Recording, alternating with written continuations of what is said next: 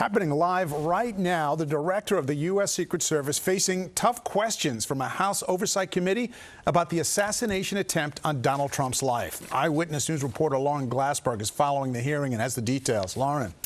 Well, David, the House Oversight Committee hearing began at about 10 this morning, and it's expected to go for about 6 hours today. The members are grilling the director of the Secret Service, Kimberly Cheadle, about the assassination attempt on former President Donald Trump. That incident happened 9 days ago at a campaign rally in Butler, Pennsylvania. Trump was speaking to his supporters when he was hit in the ear by a sniper's bullet. That sniper had a direct shot at Trump from a rooftop about 450 feet away. 2 other people were injured and 1 spectator was killed. The shooter was ultimately killed as well. There are plenty of technical questions today about the lapse in protection and about how the Secret Service implemented local police to help.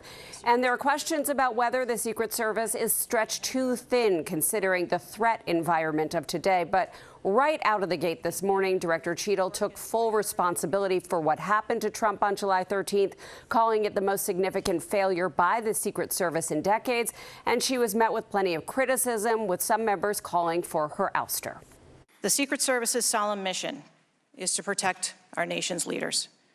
On July 13th, we failed. As a director of the United States Secret Service, I take full responsibility for any security lapse of our agency. We are fully cooperating with ongoing investigations.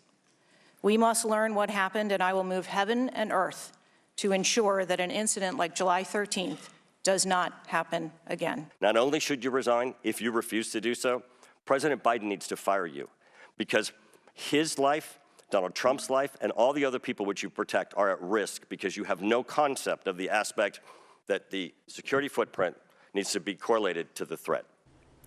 Now, Director Cheadle says that she is not placing blame on local agencies that help protect that area. She is doing an internal review of what went wrong and has no plans to step down. She did not answer questions about why an officer was not on that roof and wouldn't get into specifics of the day and how members were positioned.